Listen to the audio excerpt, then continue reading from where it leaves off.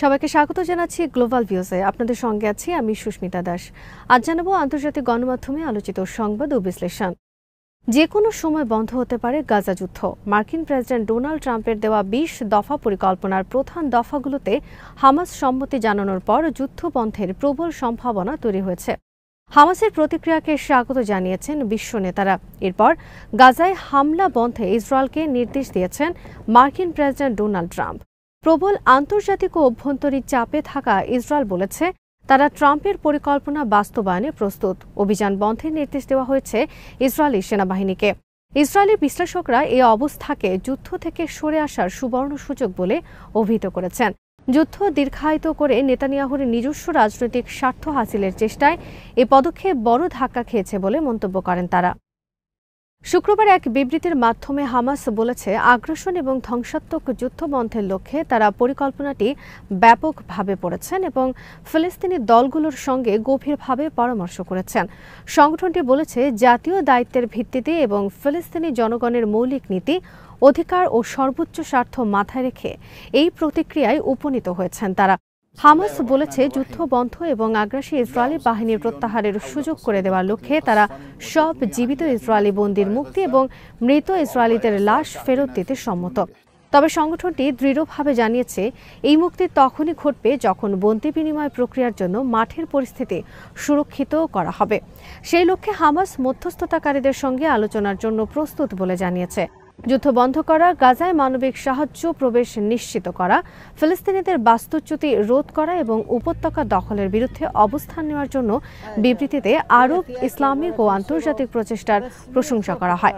এতে বলা হয় তারা ফিলিস্তিনি জাতীয় ঐক্যমত এবং আরব ও ইসলামিক সমর্থনের ভিত্তিতে গঠিত স্বাধীন ফিলিস্তিনি সংস্থার হাতে গাজা ভূখণ্ডের প্রশাসন তুলে দেওয়ার বিষয়ে অনুমোদন দিয়েছেন। হামাস জোর দিয়ে বলেছে গাজার দীর্ঘমেয়াদী ভবিষ্যৎ এবং ফিলিস্তিনি জনগণের মৌলিক অধিকার সম্পর্কিত ট্রাম্পের প্রস্তাবের অন্য দিকগুলোর জন্য বৃহত্তর জাতীয় সিদ্ধান্তের প্রয়োজন। আন্তর্জাতিক আইন এবং জাতিসংঘ প্রস্তাব অনুসরণ করে এ ধরনের বিষয়গুলোকে অবশ্যই একটি ঐক্যবদ্ধ ফিলিস্তিনি কাঠামোর মধ্যে আলোচনা করতে হবে। বিবৃতির উপসংহারে বলা হয় হামাস এই জাতীয় প্রক্রিয়ার অংশ হবে এবং এতে দায়িত্বপূর্ণ অবদান রাখবে।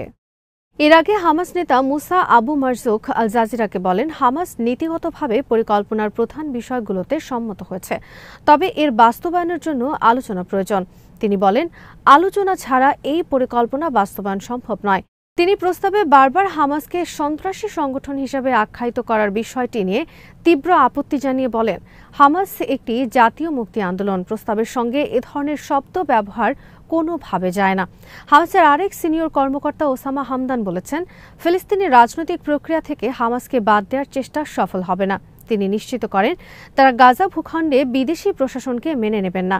ট্রাম্পের প্রস্তাবের বিষয়বস্তু সংক্রান্ত প্রতিবেদনে বলা হয়েছে গাজা শাসনের জন্য একটি অস্থায়ী টেকনোক্রেট কমিটি তত্ত্বাবধানের দায়িত্ব বোর্ড অফ পিসের ওপর দেওয়া হয়েছে।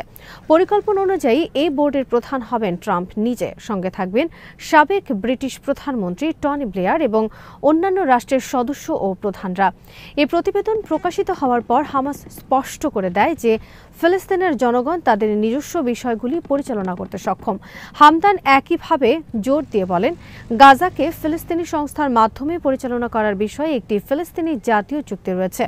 তিনি গাজা উপত্যকায় বিদেশি বাহিনীর প্রবেশ প্রত্যাখ্যান করে এটিকে অগ্রহণযোগ্য বলে অভিহিত করেন। রয়টার্স জানিয়েছে হামাস ইসরায়েলি বন্দীদের মুক্তি দিতে এবং যুক্তরাষ্ট্রের যুদ্ধ সমাপ্তি পরিকল্পনার কিছু শর্ত মেনে নিতে রাজি হওয়ার পর ডোনাল্ড ট্রাম্প শুক্রবার ইসরায়েলকে অবিলম্বে গাজায় বোমা হামলা বন্ধ করার নির্দেশ দিয়েছেন। ট্রাম্প হামাসের প্রতিক্রিয়াকে অভূতপূর্ব অগ্রগতি হিসেবে বর্ণনা করেছেন। সামাজিক মাধ্যমে দেওয়া পোস্টে ট্রাম্প লিখেছেন তার বিশ্বাস হামাস শান্তির জন্য প্রস্তুত এবং ইসরায়েলকে অবশ্যই গাজায় বোমা নিক্ষেপ বন্ধ করতে হবে। এদিকে মার্কিন প্রেসিডেন্ট এক অভূতপূর্ব ভিডিও ভাষণ দিয়েছেন যেখানে মূল বিষয়গুলো নিয়ে আরও আলোচনার আহ্বান জানানো হয়েছে।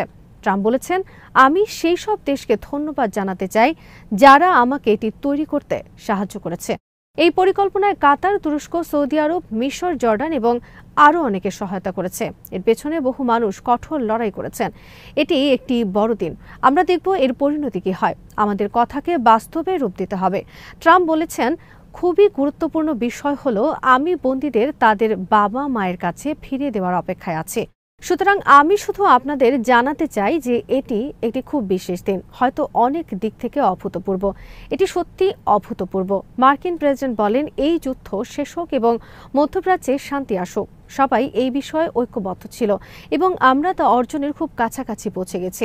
আপনাদের সবাইকে ধন্যবাদ এবং সবার সঙ্গে ন্যায্য ব্যবহার করা হবে। ইসরায়েলের সংবাদ মাধ্যম জানাচ্ছে মার্কিন প্রেসিডেন্টের কিছু কথাই, বিশেষ করে হামাসের পদক্ষেপকে ইতিবাচক বলায় এবং ইসরায়েলকে গাজায় বোমা হামলা বন্ধ করার আহ্বান জানানোর কারণে ইসরায়েলের প্রধানমন্ত্রী নেতানিয়াহু বিস্মিত ও হতবাক হয়েছেন। জানা গেছে হামাস যা বলেছে তার প্রতিক্রিয়া নেতানিয়াহু একটি সমন্বিত যৌথ ইসরায়েলি আমেরিকান প্রতিক্রিয়া তৈরি করতে চেয়েছিলেন, যাতে এটিকে মোটেও ইতিবাচক হিসেবে বর্ণনা করা না হয়। আল জাজিরা বলেছে ইসরায়েলি সংবাদ মাধ্যমের এই ধরনের সংবাদে একদিকে নেতানিয়াহুর ভঙ্গুর মানসিক অবস্থা, অন্যদিকে যুদ্ধ প্রলম্বিত করে নিজের ক্ষমতা দীর্ঘায়িত করার মানসিকতা প্রকাশিত হয়েছে। ট্রাম্পের মন্তব্যকে উৎসাহব্যঞ্জক বলে উল্লেখ করেছে হামাস।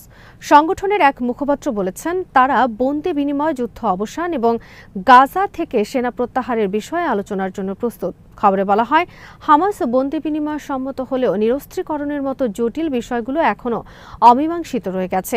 ট্রাম্প সোমবার এই প্রস্তাব ঘোষণা করেছিলেন। গাজা উপত্যকায় অবিলম্বে যুদ্ধবিরতি, হামাসের হাতে থাকা ইসরায়েলি বন্দীদের বিনিময়ে ইসরায়েলের কারাগারে বন্দী ফিলিস্তিনিদের মুক্তি এবং গাজা থেকে ইসরায়েলি বাহিনীর পর্যায়ক্রমিক প্রত্যাহারই এই প্রস্তাবের লক্ষ্য বলে জানানো হয়। ওয়াশিংটনের অভূতপূর্ব সামরিক, গোয়েন্দা ও রাজনৈতিক সমর্থনে চলমান গণহত্যামূলক যুদ্ধের মধ্যেই মার্কিন প্রেসিডেন্ট এই পরিকল্পনা নিয়ে আসেন, যার ফলে এই পর্যন্ত প্রায় ৬৬,৩০০ ফিলিস্তিনি নিহত হয়েছেন, যাদের অধিকাংশই নারী ও শিশু। এই নৃশংস সামরিক হামলা বন্ধের লক্ষ্যে জাতিসংঘের যে কোনো পদক্ষেপ নিয়মিতভাবে ভেটো দিয়েছে যুক্তরাষ্ট্র। এদিকে ট্রাম্পের পরিকল্পনার মূল দফাগুলোতে হামাসের ইতিবাচক প্রতিক্রিয়াকে স্বাগত জানিয়েছেন বিশ্ব নেতারা। হামাসের জবাব এবং সব বন্দীকে মুক্তি দিতে তাদের প্রস্তুতিকে স্বাগত জানিয়ে বিবৃতি দিয়েছে কাতারের পররাষ্ট্র মন্ত্রণালয়। তারা গাজায় ইসরায়েলি হামলা অবিলম্বে বন্ধ করার জন্য ট্রাম্পের আহ্বানেও সমর্থন জানিয়েছেন। হামাসের প্রতিক্রিয়া এবং মধ্যপ্রাচ্যে শান্তি ও স্থিতিশীলতা অর্জনের জন্য মার্কিন নেতার বাস্তবসম্মত রাজনৈতিক দৃষ্টিভঙ্গির জন্য কৃতজ্ঞতা প্রকাশ করেছে মিশর। দেশটি আশা প্রকাশ করেছে এই ইতিবাচক অগ্রগতি যুদ্ধ শেষ করার জন্য সব পক্ষকে প্রয়োজনীয় স্তরে উন্নীত করবে। তুরস্কের প্রেসিডেন্ট রিসেপ তাইপ এরদোয়ান হামাসের সারাকে একটি স্থায়ী শান্তি অর্জনের দিকে গঠনমূলক এবং গুরুত্বপূর্ণ পদক্ষেপ হিসেবে বর্ণনা করেছেন এবং ইসরায়েলকে অবিলম্বে তাদের সব ধরনের হামলা বন্ধ করার আহ্বান জানিয়েছেন। ফ্রান্সের প্রেসিডেন্ট ইমানুয়েল ম্যাক্রো বলেছেন হামাসের এই অঙ্গীকার অবিলম্বে অনুসরণ করা উচিত এবং এর মাধ্যমে শান্তি অর্জনের দিকে অগ্রগতির সুযোগ তৈরি হয়েছে। জার্মান চ্যান্সেলর ফ্রিডরিখ মের্জ বলেছেন এখন গাজায় শান্তি এবং বন্দীদের মুক্তি নাগালের মধ্যে। জাতিসংঘ মহাসচিব অ্যান্টনিও গুতেরেস হামাসের বিবৃতিতে উৎসাহিত হয়েছেন বলে জানিয়েছেন এবং সব পক্ষকে সংঘাতের অবসান ঘটাতে এই সুযোগ কাজে লাগানোর অনুরোধ করেছেন। ট্রাম্পের গাজা পরিকল্পনার প্রতি হামাসের সাড়ার পর ইসরায়েলের প্রধানমন্ত্রী বেঞ্জামিন নেতানিয়াহুর কার্যালয় এখন পরিকল্পনা বাস্তবায়নে ইসরায়েলের প্রস্তুতির ইঙ্গিত দিয়েছেন। তারা এক বিবৃতিতে বলেছেন হামাসের প্রতিক্রিয়ার পর অবিলম্বে সব বন্দীর মুক্তির জন্য ট্রাম্পের পরিকল্পনার প্রথম ধাপ বাস্তবায়নে আমরা প্রস্তুত হচ্ছি। বিবৃতিতে আরও বলা হয় আমরা যুদ্ধ শেষ করার জন্য প্রেসিডেন্ট এবং তার দলের সঙ্গে পূর্ণ সহযোগিতার মাধ্যমে কাজ চালিয়ে যাব। এদিকে ইসরায়েলের বিরোধী দলীয় নেতা ইয়ার লাপিদ বলেছেন ট্রাম্পের গাজা পরিকল্পনার মূল উপাদানগুলোতে হামাস সম্মতি জানানোর পর বন্দীদের মুক্তি এবং যুদ্ধ শেষ করার জন্য একটি সত্যিকারের সুযোগ তৈরি হয়েছে। লাপিদ এক্স পোস্টে বলেছেন চুক্তির বিশদ চূড়ান্ত করার জন্য ইসরায়েলের উচিত প্রেসিডেন্টের নেতৃত্বে চলমান আলোচনায় যোগ দেওয়ার ঘোষণা দেওয়া। তিনি আরও বলেন আমি মার্কিন প্রশাসনকে জানিয়েছি এই প্রক্রিয়া চালিয়ে যাওয়ার জন্য নেতানিয়াহু অন্য রাজনৈতিক দলগুলোর সমর্থন পাবেন। এই পরিস্থিতিতে ইসরায়েলি সামরিক বাহিনী এক বিবৃতি দিয়েছে। এক্সে দেওয়া পোস্টে তারা জানিয়েছেন chief of the general staff Eyal Zamir শুক্রবার রাতে সামরিক বাহিনীর শীর্ষ কর্মকর্তাদের সঙ্গে বিশেষ পরিস্থিতি মূল্যায়ন সভা করেছেন।